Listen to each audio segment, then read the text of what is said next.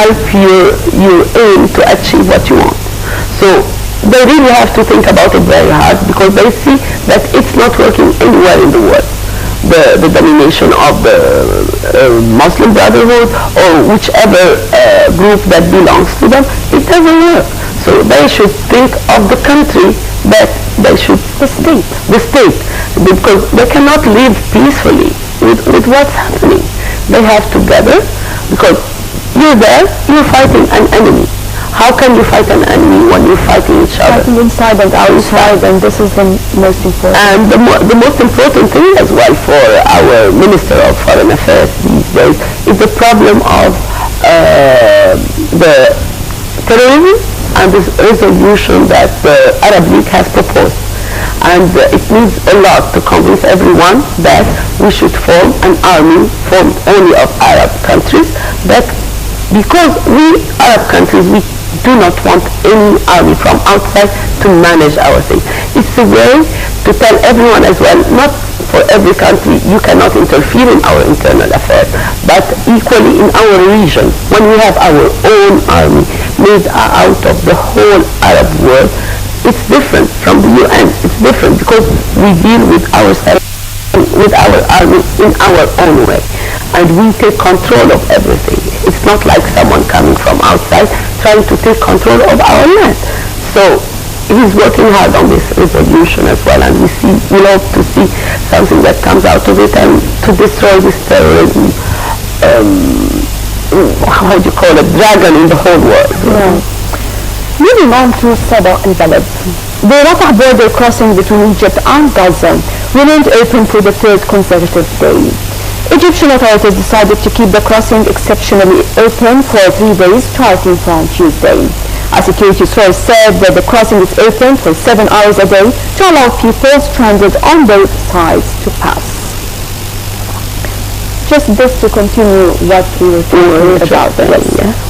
And moving on to the next headline, this time from Yawmah. The army killed 4 terrorists and raided 28 sites in Sinai as part of the campaign against terrorism. Military spokesman said that 27 people were arrested during the operation, 16 of whom were wanted and 11 were suspects. The army began late October to relocate houses and residents in the Sinai border city of Rafah to set up a buffer zone. The relocation is aimed at deterring terrorist infiltration and arms smuggling. Efforts exerted, of course, on the borders, but still it will take time. It will take time because they come from tunnels, they come from a lot of borders that are a bit permeable. That's why they're concentrating on the buffer zone now, and there may be some extension of this buffer zone in order to make more control of the area. And as well, the development of Sinai that will take place very soon, that will help as well, the fact that to limit all these terrorist acts and go ahead. Yeah. Moving on to another headline. The Gulf Cooperation Council condemned the acts of Houthi rebels in Yemen. Yemen's Shiite Houthi fighters have taken up guard at President Abdurrabbu Mansour Hadi's home, but stressed that they have not toppled him after 2 days of fighting. In a statement, the Gulf Arab Foreign Ministers meeting in Saudi Arabia urged the Houthi rebels to surrender control of state institutions.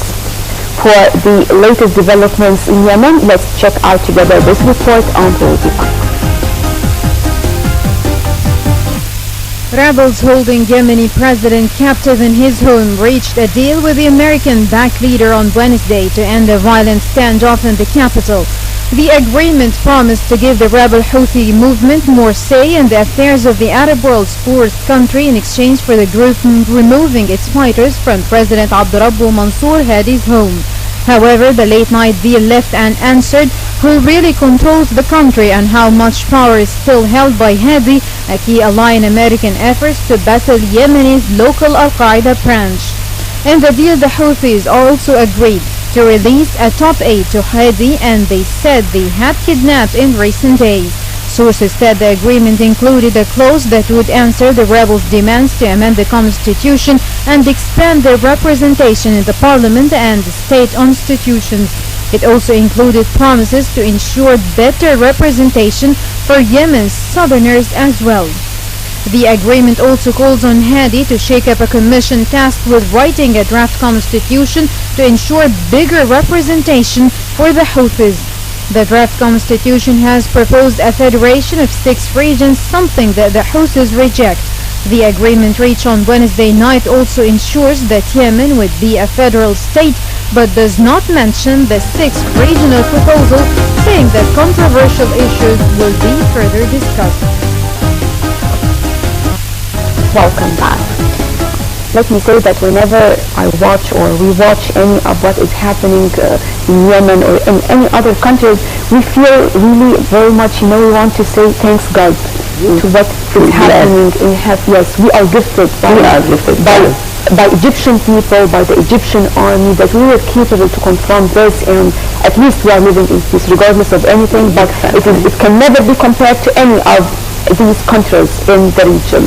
And not only that, when you think about what's happening, about all these rebels, all these revolutionaries, all these so-called human rights opposition and all that, why we can never see any of that in Europe or America?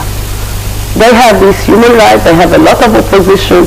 Why don't they allow this to happen there? We have to think, when we think and we look at ourselves, we have to find a solution on. Really, we should put aside any religious differences, whatever it is, either it's Orthodox or Catholic, Shiite or Sunnite or anything. We should learn to get together and be as strong as we are together, because we can never go ahead with these divisions. This is what the West applied, by the way. Exactly. Talking about the Middle Ages, they were all working under the umbrella of religion. Exactly. That's why we were in the front at this time, actually talking about the culture and the civilization. Egypt was the beacon of culture. But when they started to divide us, as they used to be, and they started to work as one man, acting as one man, and working together for the development of their countries, we can see the difference now. Yes. I mean, it's such a pity, because Yemen is such an important place in the world because of the presence vis-a-vis of the Red Sea, vis-a-vis of the Mandab, important also to Saudi Arabia. And important Saudi Arabia, and important to the exit near Asia and all that. It really is a shame. And they have a good civilization. They have a lot of roots. It shouldn't happen. So I'm urging all the Arab countries and the Arab League to make a stress to put religious differences aside and to promote unity within the whole population. I think this is much more important for the Arab League to do and to stress and to promote than finding solutions to fight, to make unity is such an important thing. Right, and finally, Egypt's stock market gained £1.1 billion to continue its gains, boosted by strong purchases from Egyptian and Arab investors. Market's main index EGX 30 was up 0.53% to reach 9,856.3 points. The small and medium shares index EGX 70 gained 0.13% to reach 571.3 points. Meanwhile, the broader index EGX 100 retreated by 0.14% to reach 1,146.49 points. For more details, we've got this report.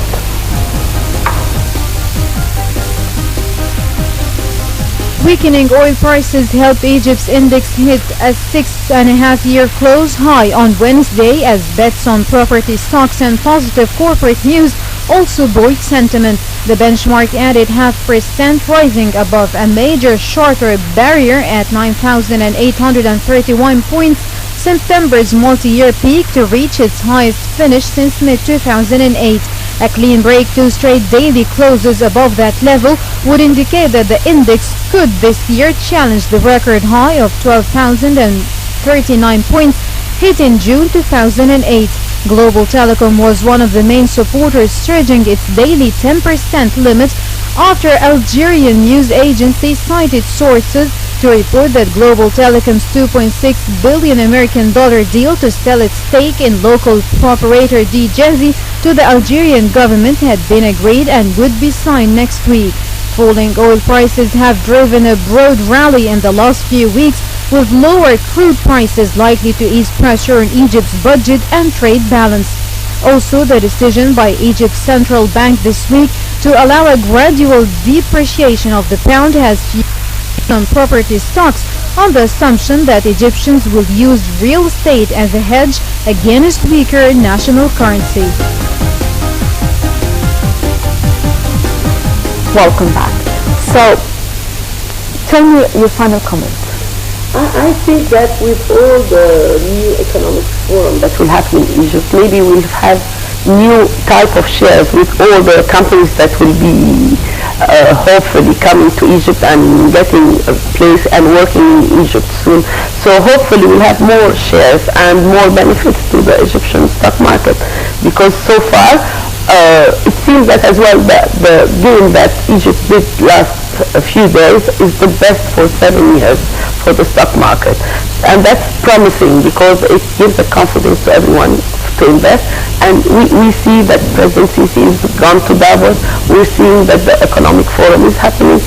All these things cannot happen without opening new companies, new societies, and opening up new shares that will give an opportunity for even more benefits. Right, Dr. Vivian Moore is a news commentator and political analyst. Thank you very much for joining us. And right now, moving on to a quick break, and we'll be back to review the breakfast show.